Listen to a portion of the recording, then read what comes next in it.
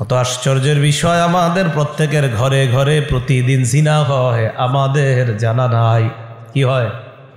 হ্যাঁ, জিনা হয়। স্বামী স্ত্রী পাশাপাশি ঘুমিয়ে আছে, এরপরেও তারা দুইজন জিনা করে। এটা কেমনে সম্ভব? স্বামী স্ত্রী জিনা মানে স্ত্রী আরেকজনের সাথে মোবাইলে চ্যাটিং করে, স্বামী আরেকজনের সাথে চ্যাটিং করে। এই যে অবৈধভাবে অন্যায়ভাবে চ্যাটিং করা, এটা হাতের জিনা, কন্তরের জিনা। আর মোবাইলে কথা বললে কানের জিনা, মুখের জিনা। কিসের জিনা? একজন আরেকজনের ধোকা দিয়া আরেকজনের সাথে কথা বলে। দলিল আছে তো, সহিহ বুখারী 6612 6612 নাম্বার হাদিস।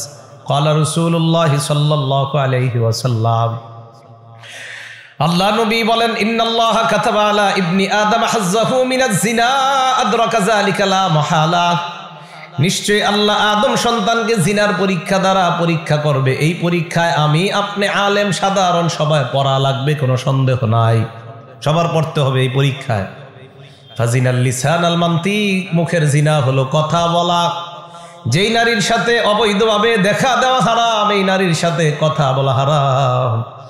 যেই নারীর সাথে সরাসরি কথা বলা হারাম, ওই নারীর সাথে মোবাইলে কথা বলাও হারাম। মোবাইলে কথা বলা, অপ্রয়োজনীয়ভাবে কোনো নারীর সাথে মোবাইলে কথা বলা হারাম। এটা কেমন জানি না, এটা মানতেই পারেন না। হারাম তো হারাম তো হারামই। ফাজিনাল লিসান আল মান্তিক, মুখের জিনা হলো কথা বলা। মুখের জিনা কি বলা? কথা বলা। আর মেধা নষ্ট হয় এইভাবে জিনা করে, মনে করে শুধু এইগুলা, এই জিনার মাধ্যমে ছাত্ররা মোবাইলের জিনা করতে করতে মেধা নষ্ট করে একদম জীবনটা শেষ করে। ওয়াজিনাল ইয়াদাল বাত, হাতের জিনা হলো স্পর্শ করা। নারীর সাথে অবৈধভাবে কথা বলার পর রাতের বেলা বালিশের মধ্যে মাথা লাগা কল্পনা করে, না জানি মেয়েটা দেখতে কেমন। নবীজি বলেন, ওয়ান্নাফসু তামান্না ওয়া তাশতাহি, অন্তর কল্পনা করে, এটা হলো অন্তরের জিনা। কিসের জিনা? অন্তরের। তাহলে বলেন, জিনা এটা খারাপ নাকি ভালো? এটা কি কল্যাণ না অকল্যাণ? হ্যাঁ, ওই যে সব নবীর দুই দায়িত্ব, একটা হলো কল্যাণকর বিষয়ে জানা দেওয়া, আর একটা হলো অকল্যাণকর বিষয়ে সতর্ক করা। নবী বলেন, আমার কাছে ওয়াদাবদ্ধ হও, তোমরা শিরিক করবা না, জিনা করবা না, চুরি করবা না। ওয়ালা তাকতুলু আওলাদাকুম খাশিয়াতাল ইনফাক, দারিদ্রতার ভয়ে সন্তান হত্যা করবা না। আরেকটা সন্তান নিলে কে খাওয়াবে এটারে, এই ভয়ে সন্তান হত্যা করবা না। কি করবা না? সন্তান হত্যা করবা না। 5 নাম্বার, ওয়ালা তাতুনা বিবুহতানিন তাফতারুনাহু বাইনা আইদিকুম, তোমরা মিথ্যা বানায়া নিজেদের মধ্যে মিথ্যা কথা ছড়ায়া দিবা না। 6 নাম্বার, ওয়ালা তাসুনি ফি মারুফ, কল্যাণকর বিষয়ে আমি নবীর নাফরমানি কখনো তোমরা করবা না। বলেন, আল্লাহ নবীর নাফরমানি করা এটা কি কল্যাণ না অকল্যাণ? অকল্যাণ। এই কল্যাণ আর অকল্যাণকর বিষয়গুলো আমি আপনাদেরকে হাদিস থেকে বললাম। তাহলে এই হাদিস আর কোরআন যেই মাদ্রাসাগুলোতে শেখানো হয়, এইগুলাকে বলা হয় ধর্মীয় শিক্ষা প্রতিষ্ঠান, সোজা ভাষায় কওমি মাদ্রাসা।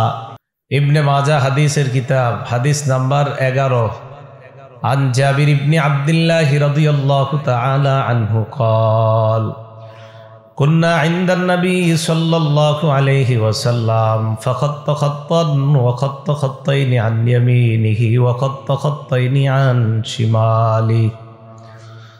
জাবের রাদিয়াল্লাহু তাআলা আনহু বলেন, আমরা নবীজির কাছে ছিলাম। নবীজি একটা দাগ দিলেন, এইভাবে ডানে 2টি দাগ দিলেন, বামে 2টি দাগ দিলেন।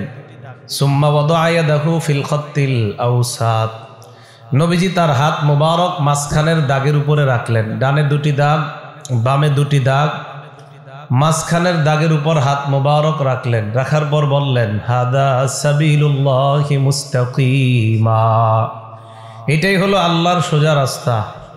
সাথে সাথে আয়াত তেলাওয়াত করলেন, ওয়া আন্না হাদা সিরাতি মুস্তাকিমান ফাত্তাবিউ, এটাই হলো আমার রাস্তা, এই রাস্তার অনুসরণ করো।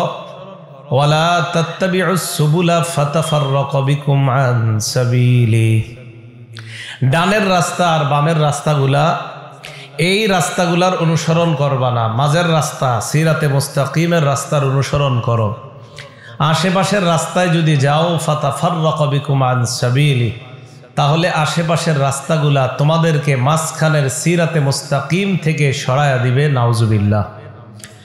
তাহলে সোজা রাস্তা কয়টা? একটা। এটা হলো কোরআন সুন্নাহর রাস্তা। আর এই কোরআন সুন্নাহ মাদ্রাসাগুলোতে শিক্ষা দেওয়া হয়। এই দুটো জিনিস আমাদের কাছে রাসূল সাল্লাল্লাহু আলাইহি সাল্লাম রেখে গিয়েছেন। শুধু কোরআন মানলে চলবে না, কোরআন এবং সুন্নাহ উভয়টা মানতে হবে।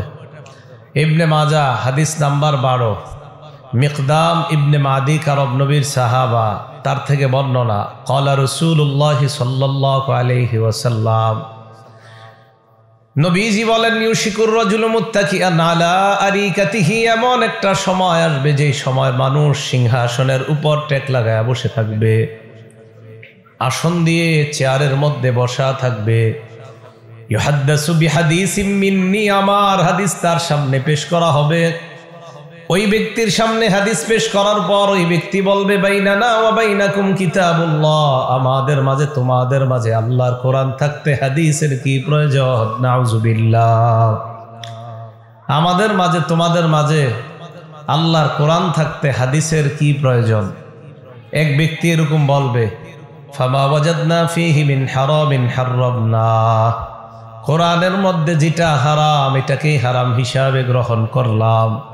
ওয়ামা ওয়াজাদনা ফীহি মিন হালালিন ইস্তাহলালনা, কোরআনের মধ্যে যেটা হালাল এটাকে হালাল হিসাবে গ্রহণ করলাম। শুধু কোরআন দিয়ে আমাকে আপনাকে বুঝাবে কোরআন মানলে হারাম হালাল জানা যায়, হাদিস মানার কোনো প্রয়োজন নাই।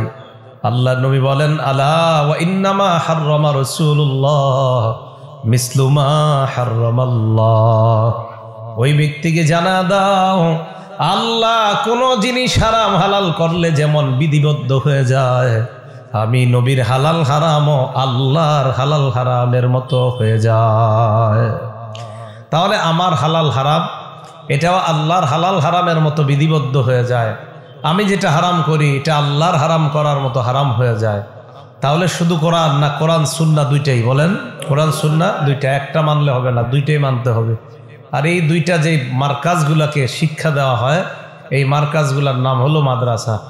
এই প্রতিষ্ঠানগুলোর নাম মাদ্রাসা, যেখানে কোরআন সুন্নাহ নবী যেই দুই জিনিস রেখে গেছেন, এই দুই জিনিস যেখানে সাপ্লাই দেওয়া হয় এটার নাম হলো মাদ্রাসা। রাসূল আকরাম সাল্লাল্লাহু আলাইহি সাল্লাম সাহাবাদেরকে একদিন একটা দৃষ্টান্ত দিলেন। কি দৃষ্টান্ত? সহিহ বুখারী হাদিস নাম্বার 6482 নাম্বার হাদিস। এই হাদিসের বর্ণনাকারী জাবের রাদিয়াল্লাহু তাআলা তিনি বলেন, আবু মুসা রাদিয়াল্লাহু তাআলা আনহু থেকে হাদিসটা বর্ণনা হয়েছে। তিনি বলেন, রাসূল আকরাম সাল্লাল্লাহু আলাইহি সাল্লাম একদিন সাহাবাদেরকে বললেন, মাসালি ওয়া মাসালুকুম কামাসালি রাজুলিন, আমার আর তোমাদের দৃষ্টান্ত হলো এমন এক ব্যক্তির মতো, আতা কওমাহু, যেই ব্যক্তি তার সম্প্রদায়ের কাছে আসছে, আসার পর তার সম্প্রদায়কে লক্ষ্য করে বলতেছে, ইন্নী রাআইতুল জাইশা বিআইনাইয়া, আমি আমার দুই চোখ দিয়ে সশস্ত্র বাহিনী দেখে আসলাম। আপনাদের এলাকায় এক ব্যক্তি আসছে, আসার পর বলল, আমি আমার দুই চোখ দিয়ে সশস্ত্র বাহিনী দেখলাম, যারা তোমাদের উপর হামলা চালাইতে পারে, তাড়াতাড়ি নিরাপদ স্থানে চলে যাও। ব্যক্তি কথা বলার পর মানুষের মধ্যে দুইটা গ্রুপ হয়ে যায়। এক দল তার কথা মানে, মানার পর আত ইফাতুন, তার কথাগুলা মানে, মানার পর আদলাজু আলা মুহলাতিহিম, রাতের বেলা নিরাপদ স্থানে দূরত্বে চলে যায়। ওয়াকাজ্জাবাত তাইফা, আরেক দল তার কথা বিশ্বাস করে না। এই মানুষগুলা আসবাহু মাকানাহুম, রাতের বেলা সেখানেই রাত্রি কাটায়া দেয়। রাতের বেলা এই জায়গায় আইসা বললাম যে, শোনো, আমি ওই স্টেশনে দেখছি একটা শত্রু বাহিনী অস্ত্র শস্ত্র সহ তোমাদের উপর হামলা চালাবে। একদল আমার কথা মাইনা তাড়াতাড়ি রাত্রে চলে গেছে নিরাপদ জায়গায়। আরেক দল কয়, হাথুর, এর কথা বিশ্বাস করি না, তো ঘুমায় রইছে। সাব্বাহাহুমুল জাইশ, ঘুম থেকে ওঠার আগে ওই বাহিনী এসে হামলা চালিয়ে সবাইরে শেষ করে দিছে। আল্লাহ নবী বলেন, যারা তার কথা বিশ্বাস করছে তারা কামিয়াব, তারা নিরাপদে দূরত্বে চলে গিয়েছে। যারা বিশ্বাস করে নাই তারা ধ্বংস। আমার দৃষ্টান্ত এই ব্যক্তির মতো, আমি তোমাদেরকে নিরাপদ জান্নাতের রাস্তা দেখাইয়া দিলাম, অনিরাপদ জাহান্নামের রাস্তাও দেখাইলাম। আমার কথা যারা মানবে তারা নিরাপদে আল্লাহর জান্নাতের মেহমান। তাহলে আমার কথা যারা মানবে তারা নিরাপদে জান্নাতে যাবে, যারা আমার কথা মানবে না তাদের ঠিকানা হবে জাহান্নাম। বলতেছিলাম ওই যে সিরাতে মুস্তাকিম, যেটা সোজা রাস্তা, এই সোজা রাস্তার মধ্যে চলার নাম হলো রসুলের কথা মেনে নেওয়া। আর রসুল সাল্লাল্লাহু আলাইহি সাল্লামের কথা মানবো কীভাবে?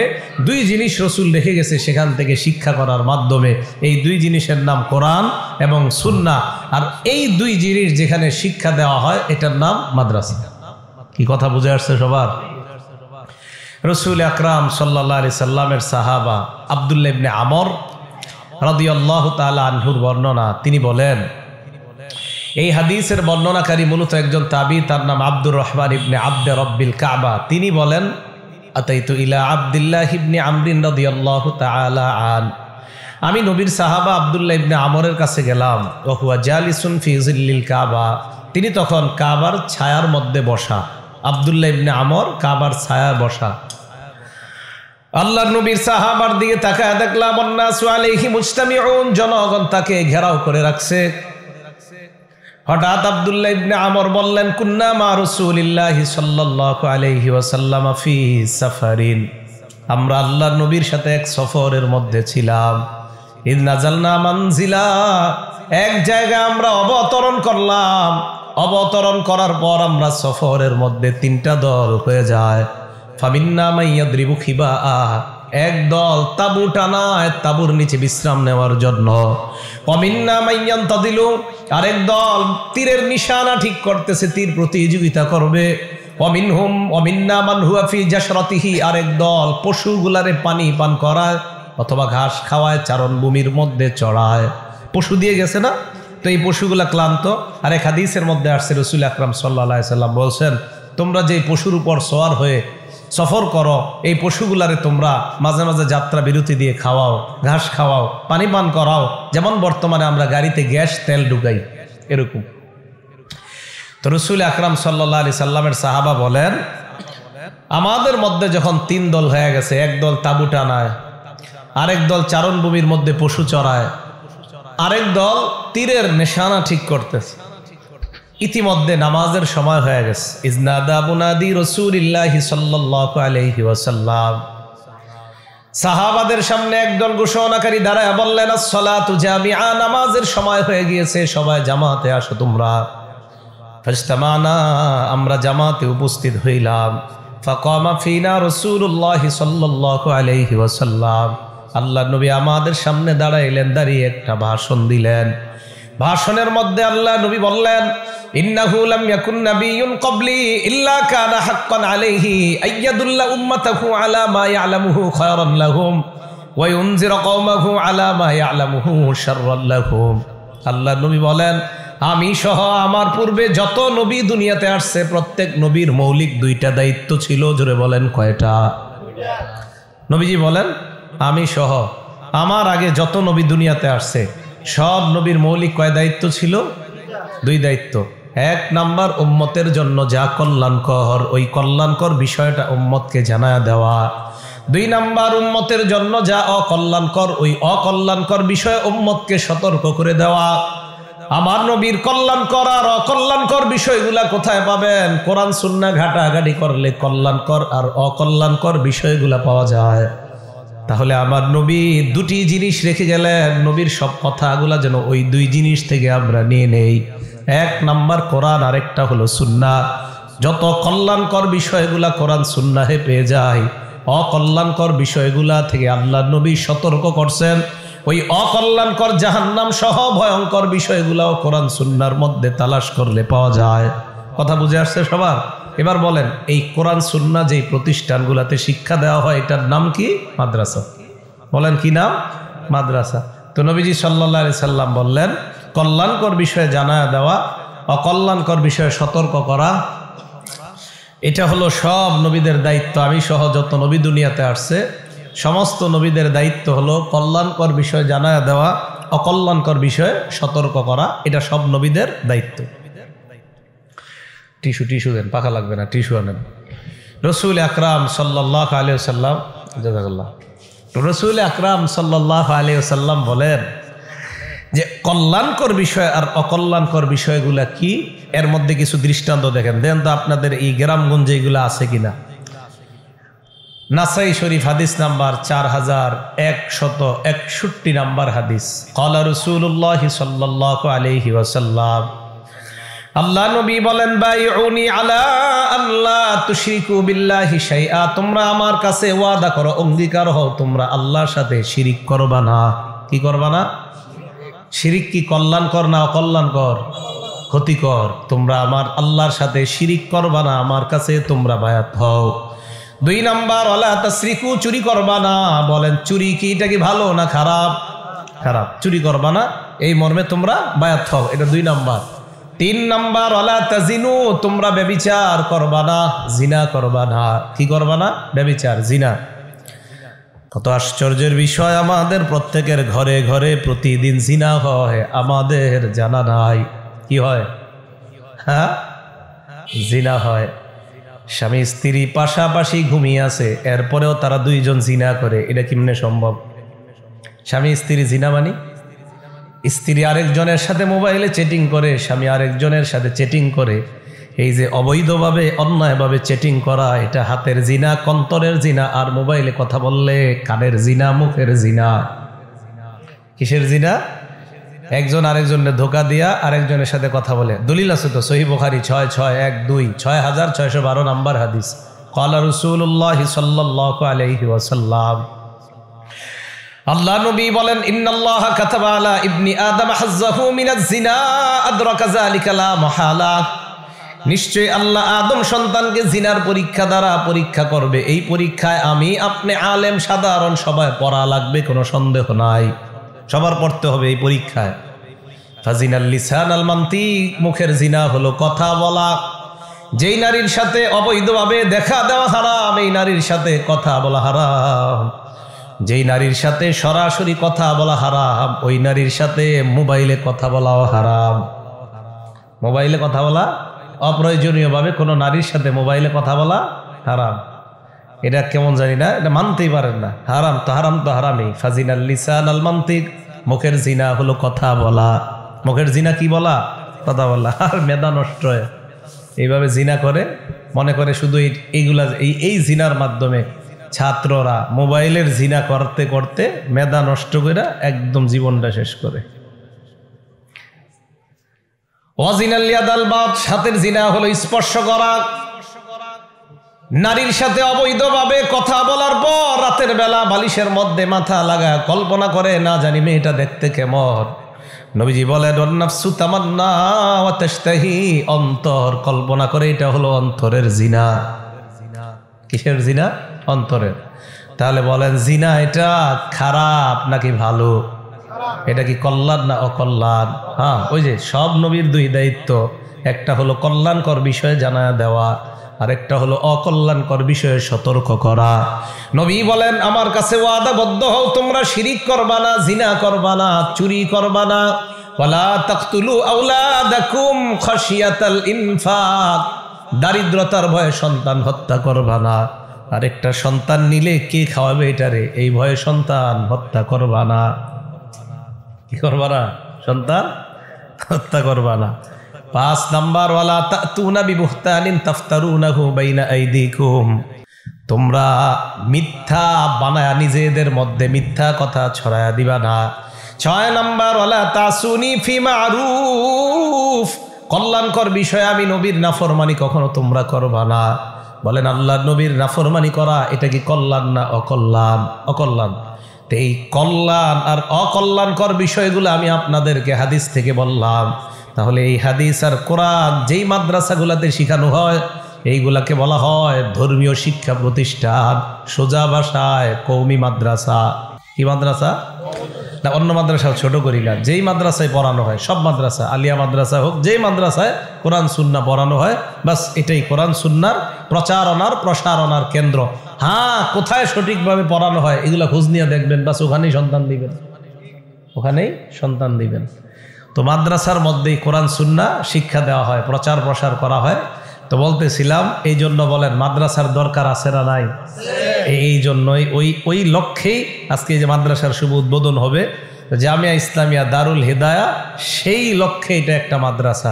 যেখান থেকে কোরআন সুন্নাহর প্রচার প্রসার করা হবে, কল্যাণকর বিষয় আর অকল্যাণকর বিষয় উম্মতকে জানিয়ে দেওয়া হবে, সেই লক্ষ্যে একটা মাদ্রাসা করা হয়েছে। এটার নাম মাদ্রাসা জামিয়া ইসলামিয়া দারুল হিদায়া। তো বলেন তো, আমার এতক্ষণ আলোচনা যে শুনলেন, এই কোরআন সুন্নাহ শিখার জন্য এটার প্রতিষ্ঠান হওয়া দুনিয়াতে দরকার আছে না নাই?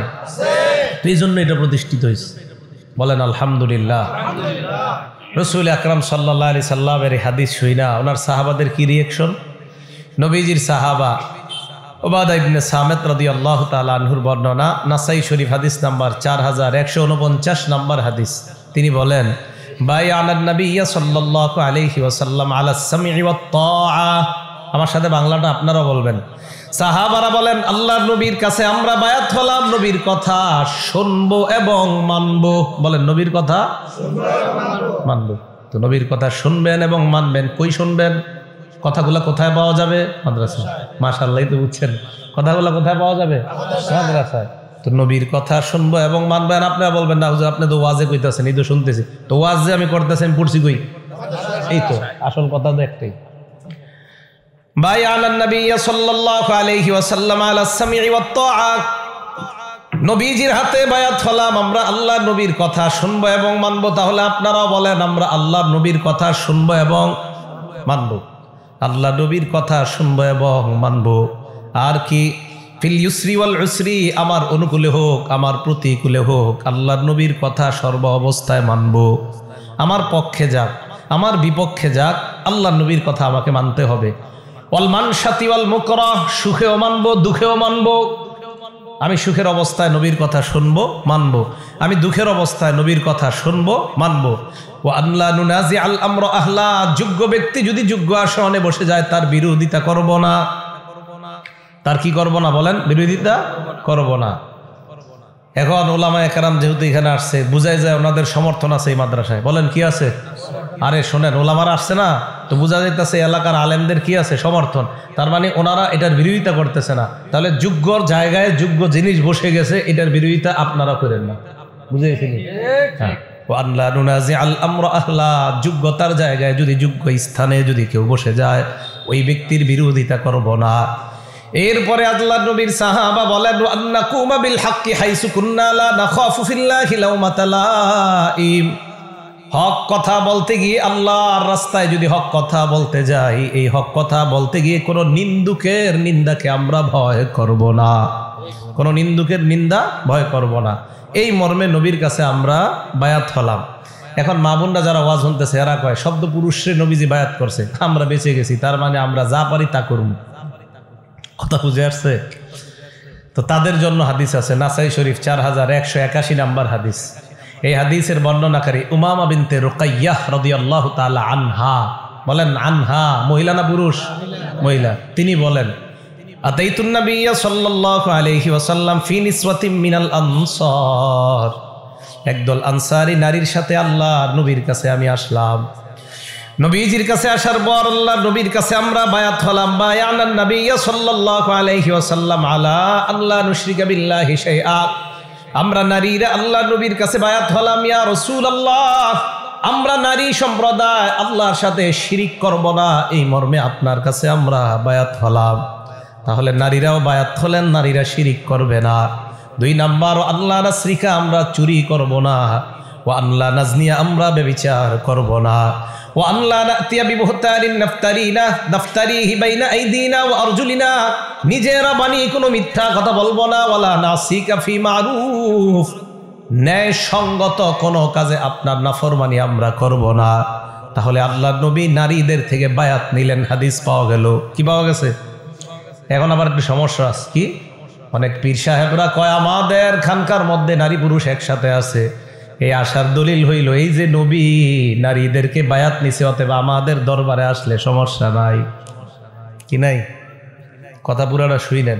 তারপরে আরো কি অনেক পীর সাহেব এমন করে, এই মাথাটা আপনার এদিকে আনেন, নারীদের হাত মাথায় ভাবে হাত রাখে, আবার মুইসাও দেয় পীর সাহেব।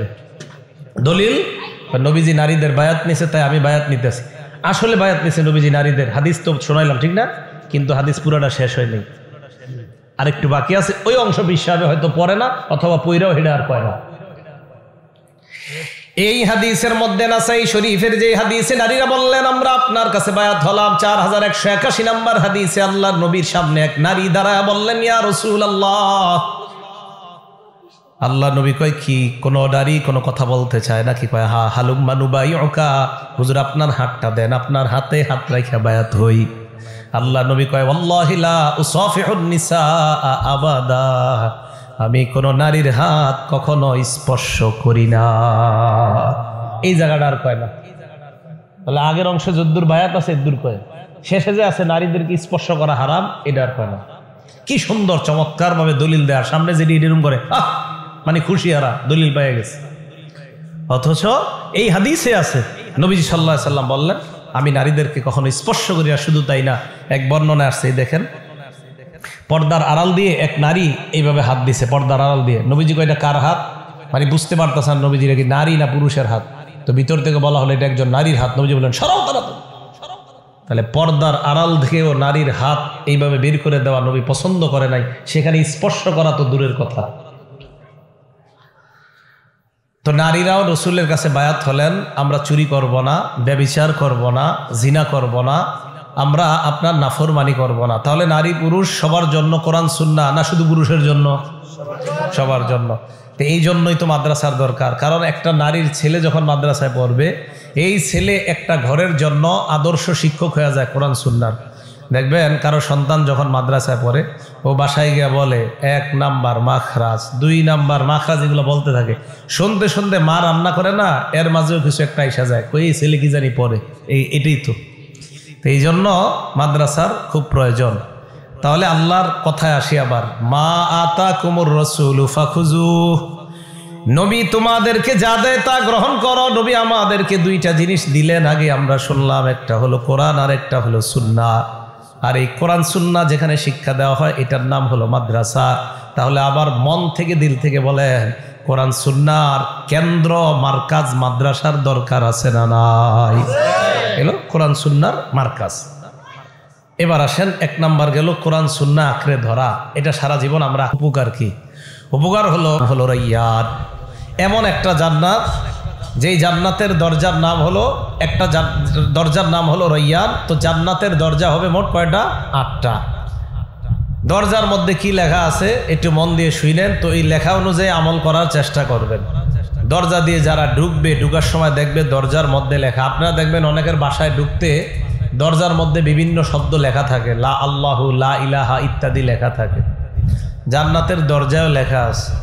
একটা কিতাব আছে, হাদিসের নাম সিলসিলাতুস সহিহা 3-4-07 3407 নাম্বার হাদিস। ক্বালা রাসূলুল্লাহ সাল্লাল্লাহু আলাইহি ওয়াসাল্লাম, আল্লাহ নবী বলেন জান্নাতের দরজার মধ্যে লেখা সাদাকাতু বিআশরি আমসালিহা, সদকা করলে 10 গুণ সওয়াব। কয় গুণ? আল করজু বিআশরি ওয়া বিসামানিয়া থাকে। এখন আপনার নিয়তি দেওয়ার না, ওমান আখাযাহা ইউরিদু ইতলাফাহা, আর যদি আপনার নিয়ত হয় টাকাটা নেওয়ার পর মেরে দিব, আল্লাহ আপনাকে ধ্বংস করে দিবেন। শুধু তাই নয়, যদি আপনাকে ধ্বংস না করে, আপনার পরবর্তী প্রজন্ম যেগুলা হবে এইগুলার অবস্থা হবে খারাপ। তা জান্নাতের দরজার মধ্যে কি লেখা? লেখা হলো সৎকার সওয়াব হলো 10 গুণ, আর কর্জে হাসানার সওয়াব হলো 18 গুণ। দরজা দিয়ে কাদেরকে ডাকা হবে দেখেন, সহিহ বুখারী হাদিস নাম্বার 1897 নাম্বার হাদিস, 1897 1897। ক্বালা রাসূলুল্লাহ সাল্লাল্লাহু আলাইহি ওয়াসাল্লাম, আল্লাহ নবী বলেন, মান কানা মিন আহলিস সালাহ, দুনিয়ার মধ্যে যারা নামাজ আদায় করত, দুইয়া মিন বাবিস সালাহ, কিয়ামতের ময়দানে জান্নাতের বাবুস সালাহ নামক দরজা দিয়ে তাদেরকে ডাকা হবে। কি দরজা? বাবুস সালাহ। আসো আমার দিকে আসো। ওয়ামান কানা মিন আহলিল জিহাদ, দুনিয়ার মধ্যে যারা আল্লাহর রাস্তার মুজাহিদ, দুইয়া মিন বাবিল জিহাদ, তাদেরকে জান্নাতের মধ্যে বাবুল জিহাদ নামক দরজা দিয়ে ডাকা হবে। ওমান কানা মিন আহলিস সিয়াম, দুনিয়ার মধ্যে যারা রোজা রাখছে, দুইয়া মিন বাবির রায়্যান, কিয়ামতের ময়দানে বাবুর রায়্যান নামক একটা দরজা আছে, এই দরজা দিয়ে ডাকা হবে। ওমান কানা মিন আহলিস সাদাকা, দুনিয়ার মধ্যে যারা দান সদকা করত, দুইয়া মিন বাবিস সাদাকা, কিয়ামতের ময়দানে তাদেরকে ওই বাবুস সদকা নামক দরজা দিয়ে ডাকা হবে। এবার দেখেন কি কয়, আবু বকর সিদ্দিক বলে, ইয়া রাসূলুল্লাহ ফাহাল ইউদআ আহাদুন মিন তিলকাল আবওয়াবি কুল্লিহা। আপনি জান্নাতের দরজার কথা বললেন, এই দরজার বিবরণ আপনার কাছ থেকে জানলাম। এমন কি কেউ আছে জান্নাতের যতগুলা দরজা সবগুলা দরজা দিয়ে কাউকে ডাকা হবে? আপনার উম্মতের কেউ এমন আছে কিনা? আল্লাহ নবী বলেন, আবু বকর, আমার অসংখ্য অগণিত উম্মত যাদের জন্য জান্নাতের সবগুলা দরজা পাগল থাকবে, আমার মধ্য দিয়ে তুমি প্রবেশ করো। এবার আল্লাহ নবী বলেন, আবু বকর, আরজু আন তাকুনা মিনহুম, আমার আশা জান্নাতের সবগুলা দরজা দিয়ে যাদেরকে ডাকা হবে তুমি আবু বকর তাদের একজন হবা। তুমি তাদের একজন হবা। এটা হলো জান্নাতের দরজা। এখন দেখেন, আম্মা মান খাফা মাকাম রাব্বিহি ওয়া নাহান নাফসা আনিল হাওয়া। প্রথমে বললাম আমাদের মাদ্রাসাগুলোতে দুই জিনিস শিক্ষা দেওয়া হয়, একটা হলো কোরআন আর একটা হলো সুন্নাহ। ফলাফল কি হয়? আল্লাহর ভয় তার মধ্যে পয়দা হয়। আল্লাহর ভয় যখন পয়দা হয়, আল্লাহর জান্নাতের মেহমান হওয়া যায়। একটা সন্তান মাদ্রাসায় পড়লে ঘরে টেলিভিশন আস্তে আস্তে উঠে যায়, ঘরে গুনাহের পরিবেশগুলো ওই সন্তানের কারণে আস্তে আস্তে চলে যায়। একটা সন্তান যদি আলেম হয়, এই জন্য মাদ্রাসার অনেক প্রয়োজন, মাদ্রাসার অনেক জরুরত। আল্লাহ পাক রব্বুল আলামিন ইসলামের খেদমত করার জন্য মাদ্রাসাগুলাকে আল্লাহ যেন ব্যাপকভাবে কবুল করে নেয়, আর মাদ্রাসার যত প্রয়োজন আল্লাহ গাইবি খাজানা থেকে পুরা করে দেয়, বলেন আমিন।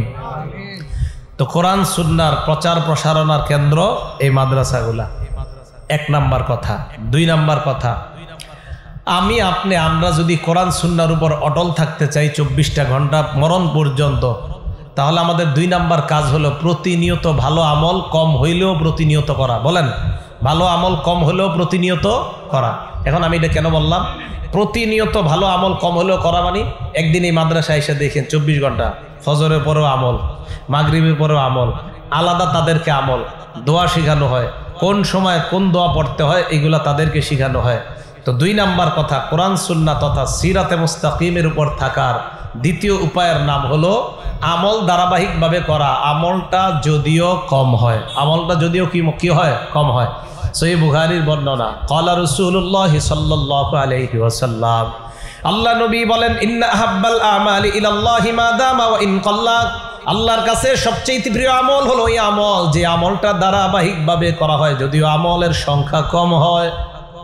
আমল কম কিন্তু ডেলি করে। প্রত্যেক ফরজ নামাজের পর আয়াতুল কুরসির আমল আছে না নাই? আমাদের মাদ্রাসাগুলোতে আইসা দেখেন বাচ্চাদেরকে প্র্যাকটিক্যালি আমল শেখানো হয়। ক্বালা রাসূলুল্লাহ সাল্লাল্লাহু আলাইহি ওয়াসাল্লাম, বুলুগুল মারাম হাদিসের কিতাব 97 নম্বর হাদিস। আল্লাহ নবী বলেন, মান ক্বারা আয়াতাল কুরসি দুবুরা কুল্লি সালাতিন মাকতুবা লাম ইয়ামনাহু মিন দুখুলিল জান্নাহ ইল্লাল মাউত। যে ব্যক্তি প্রত্যেক 5 ওয়াক্ত নামাজের পর আয়াতুল কুরসি পড়ে মরবে, জান্নাতে যাবে। এখন এই কথাটা ঘরে বাহিরে কি প্রচার করা দরকার আছে না?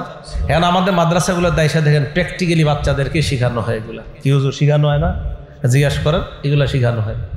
তাহলে প্র্যাকটিক্যালি নিয়মিত আমলের এই চর্চা অব্যাহত থাকলে সিরাতে মুস্তাকিমের উপর সহজ হয় চলা। তো এই প্র্যাকটিক্যালি আমলগুলা, আমি এরকম বলতেছি না যে আপনি খালি আপনাকে প্রতিষ্ঠান না, আমি বলতে যেই প্রতিষ্ঠানেই প্র্যাকটিক্যাল শেখানো হোক, মানে আমি এটার কথা কেন, আমি এই প্রতিষ্ঠানগুলোতে আমি পড়ছি তাই বলতেছি। তো প্র্যাকটিক্যালি আমলগুলা হাতে কলমে বাচ্চাদেরকে শিক্ষা দেওয়া হয়। দেখবেন এটা তো শুরু মাদ্রাসা, সামনের বছর দেখবেন এই মাদ্রাসার ছাত্র জানাজা পড়ায়, জুমার নামাজ পড়ায়, এরকম শিখা আছে, এরকম আপনাদেরকে স্টেজে দেখানো হবে। তো দুই নাম্বার, আমল ধারাবাহিকভাবে করা, আমলটা যদিও কম হয়। 3 নাম্বার, ঈমানকে তাজা করা। বলেন ঈমান কি করা? সবাই বলেন ঈমান কি করা? তাজা করা। ঈমান তাজা হয় লা ইলাহা ইল্লাল্লাহর মাধ্যমে। বলেন তো কিসের মাধ্যমে? তথা জিকিরের মাধ্যমে ঈমান তাজা হয়। মাদ্রাসায় 24 ঘন্টা একটা ছাত্র থাকা মানে 24টা ঘন্টাই সে জিকিরের মধ্যে থাকা। কোরআন হাদিস, ক্বাল আল্লাহ ক্বালা রাসূলুল্লাহ, হযরত মুহাম্মদ সাল্লাল্লাহু, দেখবেন এমনি কয়, এক নাম্বার হাদিস শরীফ, 2 নাম্বার হাদিস শরীফ।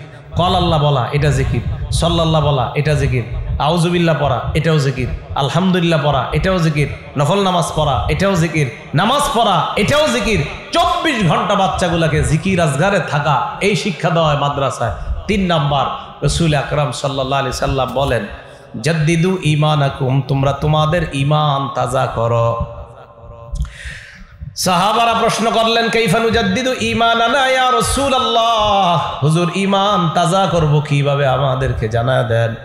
নবীজি বললেন, জাদ্দিদু ঈমানাকুম বিকাউলি লা ইলাহা ইল্লাল্লাহ, লা ইলাহা ইল্লাল্লাহর মাধ্যমে তোমরা ঈমান তাজা করো। লা ইলাহা ইল্লাল্লাহ, আমার দিকে তাকান, দেখেন তো এদিকে তাকান, মুখের দিকে। লা ইলাহা ইল্লাল্লাহ, ঠোঁট লাগছে নি আমার? বুঝা দেখে কোন আবার লা ইলাহা ইল্লাল্লাহ, ঠোঁট লাগছে? এবার আস্তে কই, কিছু বুঝছেন? বুঝেন না, কিন্তু লা ইলাহা ইল্লাল্লাহ পড়ছি। তার মানে লা ইলাহা ইল্লাল্লাহ এমন একটা আমল, যে আমলটা যদি আস্তে আস্তে করেন সামনের লোক বুঝতেও পারবে না। এটা 1 নাম্বার পিওর রিয়া মুক্ত, মানুষকে দেখানো মুক্ত আমলের নাম হলো লা ইলাহা ইল্লাল্লাহ। দেখছেন নি? হ্যাঁ, 10 জনে আড্ডাবাজি করতেছে, আমি আপনাদের মাঝে আছি মনে করেন এইভাবে হা করে রয়েছি, আসলে হা করে রয়েছি না, লা ইলাহা ইল্লাল্লাহ চলতেছে। তো লা ইলাহা ইল্লাল্লাহ যদি আপনি পড়েন কোনো মজলিসে, একজন জানতেও পারবে না পড়তেছেন যে, তো ওই মজলিসে 10 জন শয়তানি করে আর আপনি লা ইলাহা চলতেছে, আল্লাহর সাথে আপনার নিবিড় গভীর সম্পর্ক তৈরি হইতেছে। তাহলে বলেন, জিকিরের প্র্যাকটিক্যাল শিক্ষা কোথায় দেওয়া হয়? মাদ্রাসা। 3 নাম্বার। 4 নাম্বার, আল্লাহওয়ালাদের কাছে যাওয়া। এটা তো আগেও বলছি, আল্লাহওয়ালা কিভাবে হওয়া যায়। নবী 4 কাজ নিয়ে দুনিয়াতে আসছে। রব্বানা ওয়াবআস ফীহিম রাসূলাম মিনহুম ইয়াতলু আলাইহিম আয়াতিক ওয়া ইউআল্লিমুহুমুল কিতাবা ওয়াল হিকমাতা ওয়া ইউযাক্কিহিম।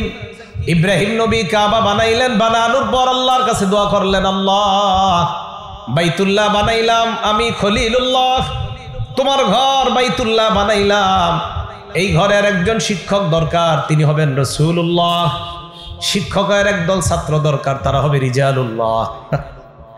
হ্যাঁ, তারা হবে রিজালুল্লাহ। বাইতুল্লাহ বানাইলাম, বাইতুল্লাহর শিক্ষক দরকার, তিনি হবেন রাসূলুল্লাহ। একদল ছাত্র দরকার, তারা হবে রিজালুল্লাহ। আল্লাহর কাছে দোয়া করলেন, আল্লাহ তাদের মাঝে এমন একজন রসুল পাঠায় দাও, যেই রসুল আজানের জবাব আল্লাহওয়ালা হওয়া যায়।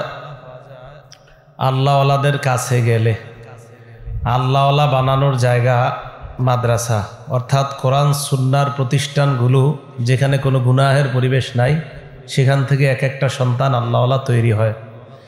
রাসূল সাল্লাল্লাহু আলাইহি সাল্লাম 4 কাজ নিয়ে দুনিয়াতে আসছে। ইয়াতলু আলাইহিম আয়াতিক, 1 নাম্বার আপনার আয়াত তেলাওয়াত করবে। 2 নাম্বার ওই আল্লিমুহুমুল কিতাব, এই কোরআন অন্যরে শিক্ষা দিবে। 3 নাম্বার অল হিকমা, হাদিস অন্যকে শিক্ষা দিবে। 4 নাম্বার ওই জাক্কিহিম, আত্মশুদ্ধির কাজ করবে।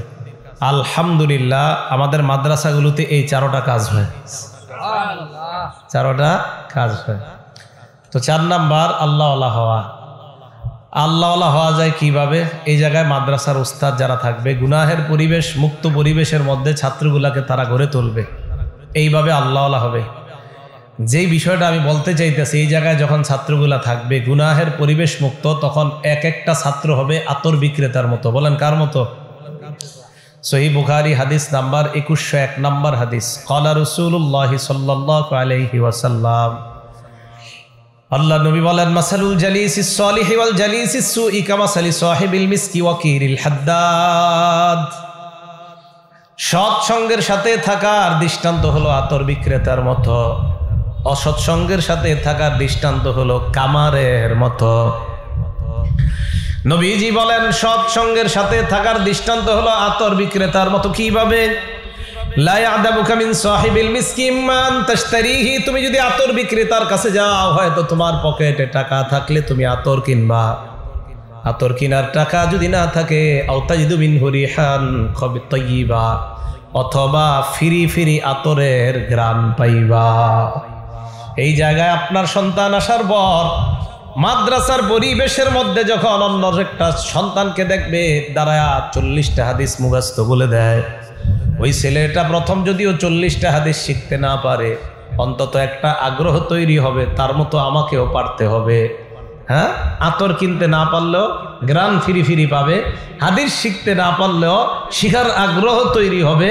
তো এই জায়গায় যখন ভালোদের সাথে ওঠা বসা করবে, তার মাঝে ভালো একটা গুণের অবস্থা তৈরি হবে। ও আম্মা সাহিবুল হাদ্দাদ, বা কিরুল হাদ্দাদ কামারের কাছে যদি আপনি যান, ইম্মা ইউহরিকু বাদানাক আপনার শরীরটা পুড়িয়ে দিবে, আও ইউহরিকু সাওবাক আপনার কাপড়টা জ্বালিয়ে দিবে, আও তাইদু মিনহু রিহান খবিসা অথবা ফিরি ফিরি খারাপ গন্ধ আপনি পাইবেন। এই জন্য আবু দাউদ শরীফের বর্ণনা 4833 নম্বর হাদিসে আল্লাহ নবী বলেন, আন্নাসু আলা দীনি খলিলি, মানুষ তার বন্ধুর রীতিনীতির অনুসারী হয়। মানুষ তার বন্ধুর রীতিনীতির অনুসারী হয়। এখানে আসলে দেখবেন ছোট ছোট ছেলেরা বাড়িতে পাগড়ি বুড়া যায়। কি বুড়া যায়? পাগড়ি। ওই যে আরো 10 জন পাগড়ি পরে, এও পাগড়ি পরে। আর যখন আপনার সন্তানটা অন্য কারোর সাথে মিশবে, মিশার পর দেখবেন 5-এ পড়া অবস্থায় তার হাতে স্মার্টফোন দেখা যায়। কি দেখা যায়? স্মার্টফোন। 5-6-এ পরে ছেলেমেয়েরা এখন স্মার্টফোন চালায়। না কিনা দিলে আর ক্লাসে যাবে না, স্কুলে যাবে না, হুমকি দেয় বাপের। গুনাহের পরিবেশে থাকলে গুনাহের মাদ্দা তৈরি হবে সন্তানের মধ্যে। তাই নবীজি বলছেন, ফাল্লানজুর আহাদুকুম মাইয়ু খালিল, তোমরা কারে বন্ধু বানাও, চিন্তা ভাবনা করে বানাইবা। মাদ্রাসায় দেন আপনার সন্তানের সাথীগুলা হবে বড় ভালো। এই জন্য 4 নাম্বার উপকার, এখানে ভালো সঙ্গ পাবে সন্তানটা। 5 নাম্বার, যদি সিরাতে মুস্তাকিমের উপর থাকতে চান, 5 নাম্বার উপায়ের নাম হলো মেসওয়াক করা। বলেন কি করা? সবাই কয় না কি করা? হ্যাঁ, মেসওয়াক করা। মেসওয়াকের আমল হাতে কলমে সন্তানদেরকে শিক্ষা দেওয়া হয়। সহিহুল জামে 375 নম্বর হাদিসের বর্ণনা, আল্লাহ নবী বলেন, উমিরতু বিসওয়াক, মেসওয়াকের ব্যাপারে আল্লাহ পাক আমাকে এত আদেশ করছে, জিবরিল আমিনের মাধ্যমে এতবার আমাকে আদেশ আল্লাহ করছেন, হাত্তা খশিতু আন আদরদা, আমার ভয় হয়ে গেছে মেসওয়াক দিয়া ঘষতে ঘষতে না জানি আমার দাঁতগুলা ভেঙে যায়। এত বেশি আমারে বলছে মেসওয়াক করতে, আমি ভয় পেয়ে গেছি, না জানি মেসওয়াক করতে করতে আমার দাঁত ভেঙে যায়। পরের বর্ণনা 2376 সহিহুল জামে, ক্বালা রাসূলুল্লাহ সাল্লাল্লাহু আলাইহি ওয়াসাল্লাম, আল্লাহ নবী বলেন, উমিরতু বিসওয়াক হাত্তা খশিতু আইয়ুকতাবা আলাইয়া, মেসওয়াকের ব্যাপারে এত বেশি আমাকে বলছে আমার ভয় হয়ে গেছে, না জানি আমার উপর মেসওয়াক ফরজ করে দেওয়া হয়। ফরজ কি করে দেওয়া হয়? ফরজ। তাহলে কত বড় গুরুত্বপূর্ণ ইবাদত।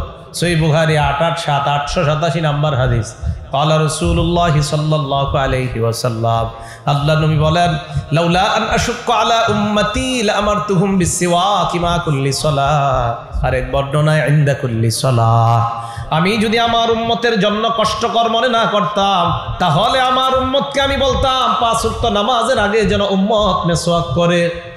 উম্মতের জন্য কষ্টকর না হইলে আমি বলতাম আমার উম্মত যেন 5 ওয়াক্ত নামাজের আগে মেসওয়াক করে। নাসাই শরীফের বর্ণনা 5 নাম্বার হাদিসে আল্লাহ নবী বলেন, আসসিওয়াকু মাতহারাতুন লিল ফামি ওয়া মারদাতুন লির-রাব, মেসওয়াক করলে মুখের পবিত্রতা হয়, আল্লাহ খুশি হয়ে যায়। মেসওয়াক করলে খুশি হয় কে? তো এর চেয়ে বড় আর উপকারিতা কি চান? মেসওয়াক করলে মরণের সময় ঈমান নসিব হবে। নবী সাল্লাল্লাহু আলাইহি সাল্লাম মারা যাবে, বুখারীর বর্ণনা, ইন্তেকাল করবে।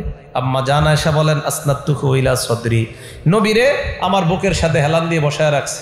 দেখেন কি কয়, দাখালা আব্দুর রহমান আলা রাসূলিল্লাহ মাহু সিওয়াকুন রতব, আমার ভাই আব্দুর রহমান ঘরে প্রবেশ করছে, আমার ভাইয়ের কাছে একটা ভিজা মেসওয়াক। তো আমার ভাইয়ের হাতে একটা মেসওয়াক, আল্লাহ নবী আমার বুকের উপর মাথাটা, নবীজি কথা বলতে পারছিলেন না, কষ্ট হচ্ছিল, মাথা ইঙ্গিত করলেন আয়েশা, এইভাবে মেসওয়াকের দিকে তাকায় আছে। আম্মা জান আয়েশা বলেন, আমি ইঙ্গিতে জিজ্ঞাসা করলাম এটা লাগবে কিনা, মানে মেসওয়াকটা। নবীজি ইঙ্গিতে বললেন, হ্যাঁ মেসওয়াকটা আমার লাগবে।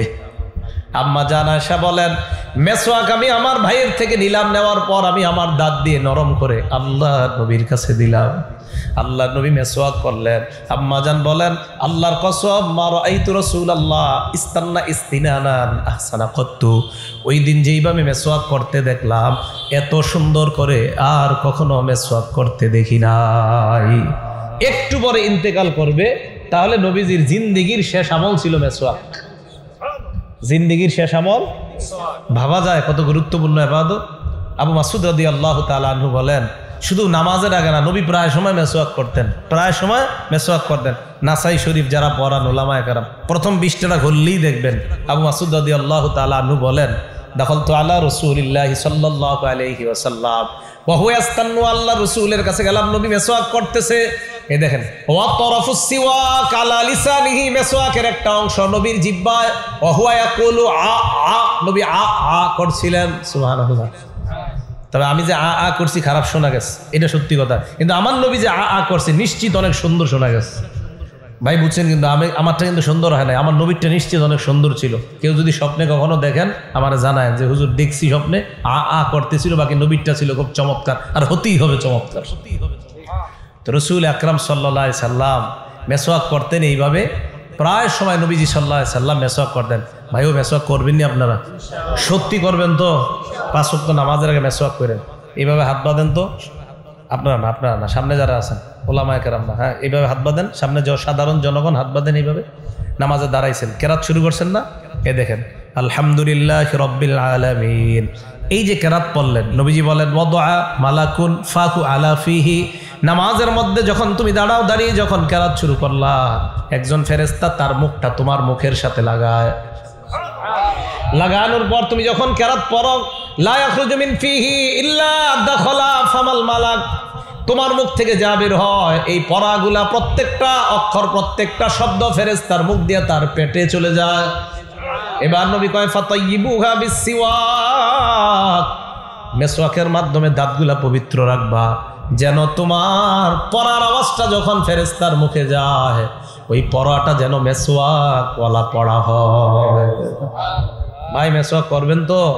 তাহলে নামাজে দাঁড়াইলে যখন মেসওয়াক করে দাঁড়াবেন আপনার পড়াটা এইভাবে যায় ফেরেশতার পেটের ভিতর। কি আজীব কথা দেখেন, আব্দুল্লাহ ইবনে ওমরের ঘটনা কি বলবো দেখেন, আল জামিউস সগীরে ইমাম সুয়ুতি লেখছে, উনি ওনার পাশে এইভাবে মেসওয়াক ফালায় রাখতেন ঘুমের সময়। এই দেখেন ফাইদাস্তাই কজা, যখন জাগ্রত হতেন ইস্তাকা মেসওয়াক করতেন, আবার ঘুমাই গেছে, আবার জাগ্রত হয়েছে মেসওয়াক করতেন, আবার ঘুমাই গেছে, আবার জাগ্রত হয়েছে মেসওয়াক করতেন।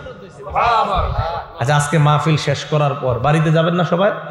যাওয়ার পরে একটা আমল করবেন, একদম সহজ আমল, আগে ওয়াদা করেন করবেন, তাহলে হাদিসটা কমু করবেন তো ইনশাল্লাহ, আমি সহ সবাই ইনশাল্লাহ। এক সাহাবা আম্মা জান আয়েশা সিদ্দিকাকে প্রশ্ন করলেন, আম্মা জান নবীজি যখন ঘরে ঢুকতেন সর্বপ্রথম কি কাজ করতেন? আম্মা জান আয়েশা সিদ্দিকা জবাব দেয়, আবার কি করতেন? বাদা আবিস সিওয়াক, ঘরে আয়েশা সর্বপ্রথম মেসওয়াক করতেন। উনি যা করতেন জেনেই যাইতেন, নামাজে গেল আয়েশা মেসওয়াক, বাইরে এমনি গেছে মেসওয়াক, এমনি বাইরে গেছে মেসওয়াক। আব্দুল্লাহ ইবনে আব্বাস বলেন বুখারীর বর্ণনা, হযরত হুযায়ফা বলেন বুখারীর বর্ণনা, আর ইবনে মাজার বর্ণনা আব্দুল্লাহ ইবনে আব্বাস বলেন তাহাজ্জুদের নামাজে দাঁড়ানোর পর 2 রাকাত সালাম ফিরাইছে, আমি আপনি পানি খাই। আল্লাহ নবীর সাহাবা কয় নবী 2 রাকাত নামাজের সালাম ফিরানোর পর মেসওয়াক করে আবার সালাম ফিরায়, আবার মেসওয়াক করে আবার নামাজ পড়ে, আবার মেসওয়াক করে আবার নামাজে দাঁড়ায়। তাহলে রসুল আকরাম সাল্লাল্লাহু আলাইহি সাল্লাম এই কাজটা করতেন। মেসওয়াকের প্র্যাকটিক্যাল শিক্ষাগুলোও আমাদের মাদ্রাসাগুলোতে দেওয়া হয়। তো সিরাতে মুস্তাকিমের উপর থাকার 5 নাম্বার আরেকটা উপায় বললাম, মেসওয়াক করা, করবেন তো ইনশাআল্লাহ। 6 নাম্বার গোপনে দোয়া করা, বলেন গোপনে দোয়া করা। সূরা আরাফের 55 নাম্বার আয়াতে আল্লাহ বলেন উদউ রাব্বাকুম তাদাররুআ ওয়া খুফিয়া, তোমরা তোমাদের রবকে গোপনে কাকুতি মিনতি সহকারে অনুনয় বিনয় করে ডাকো। মসজিদের সবাই বের হয়ে গেছে, আপনি কোনায় বসছেন এক কোনায়, অথবা ঘরের সবাই ঘুমাই গেছে, আপনি এক রুমে বসে রয়েছেন। তো আপনার বিবিরে বললেন 10-15 মিনিট পরে আসো রুমে, তো বিবি অন্য রুমে, ছেলে মেয়েগুলা সবাই অন্য রুমে, অথবা আপনার বিবিও ঘুমায়া গেছে, আপনার ঘরের একটা রুম আছে যেটা খালি বইরা থাকে, ওই রুমে গিয়ে বসলেন। ওই টাইমে আল্লাহর এমনি বলবেন আল্লাহ এই জায়গায় আমি একা, হালকা আলো জ্বালায় রাখবেন, বেশি আলো না, এরকম আলো না, হালকা আলো। আল্লাহরে বলবেন আল্লাহ আমার ছেলে নাই, মেয়ে নাই, বিবি নাই, কেউ নাই, আমি কত বড় অপরাধী তুমি জানো, আমার বিবি যদি জানে আমাকে স্বামী বলে পরিচয় দিবে না, আমার ছেলে মেয়েগুলা জানলে বাবা বলে পরিচয় দিবে না, আল্লাহ তুমি তো জানো আমি কত বড় পাপী, মাবুদ তুমি আমারে সিরাতে মুস্তাকিমের উপর রাইখা মরণের সময় যেন আমি সিরাতে মুস্তাকিমে থেকে আমি দুনিয়া থেকে বিদায় নিতে পারি, আল্লাহ তুমি তৌফিক দিয়ে দাও। ভাই এমনি যদি আল্লাহর একা কর, আল্লাহ অবশ্যই কবুল করবে।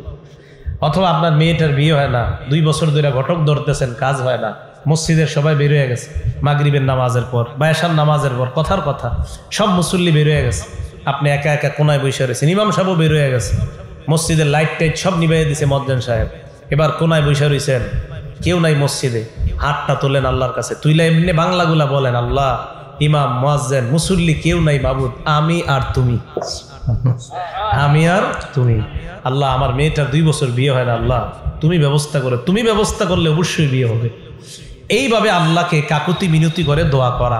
তো যাই হোক, বলছিলাম সিরাতে মুস্তাকিমের উপর থাকার জন্য দোয়াগুলা করা। তাহলে সিরাতে মুস্তাকিমের উপর থাকার 6টা উপায় বললাম। প্রথম উপায় কোরআন সুন্নাহকে আঁকড়ে ধরা। আর কোরআন সুন্নাহ আমাদেরকে দিয়ে গেলেন নবী সাল্লাল্লাহু আলাইহি সাল্লাম।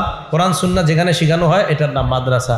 2 নাম্বার নিয়মিত ভালো আমল করা, নিয়মিত আমলের প্র্যাকটিস শিক্ষা দেওয়া হয় মাদ্রাসায়। আলহামদুলিল্লাহ, আমি শুধু ভাই কওমি আবারও বলছি, শুধু কওমি মাদ্রাসার কথা বলছি না, যেখানেই শিক্ষা দেওয়া হয় সেটার পক্ষে আমরা আছি। 3 নাম্বার আমল হলো আল্লাহ ওয়ালা হওয়া। আলহামদুলিল্লাহ, আল্লাহ ওয়ালা হওয়ার প্র্যাকটিক্যালি আমল এই মাদ্রাসাগুলোতে শিক্ষা দেওয়া হয়। 4 নাম্বার আরেকটা হলো আপনার ইমান নবায়ন করা, জিকির করা। তো জিকিরেরও আলহামদুলিল্লাহ প্র্যাকটিক্যাল শিক্ষা দেওয়া হয়। 5 নাম্বার মেসওয়াক করা। 6 নাম্বার গোপনে দোয়া করা। আল্লাহ পাক রব্বুল আলামিন আমাদের সকলকে যে কথাগুলো বললাম শুনলাম সিরাতে মুস্তাকিমের উপর থেকে আমরা সবাই যেন আবার জান্নাতে একসাথে দেখা করতে পারি, আল্লাহ তৌফিক দান করেন। আমিন। ওয়া আখিরু দাওয়ানা আনিল হামদুলিল্লাহি রাব্বিল আলামিন। আসসালামু আলাইকুম ওয়া রাহমাতুল্লাহি ওয়া বারাকাতুহু।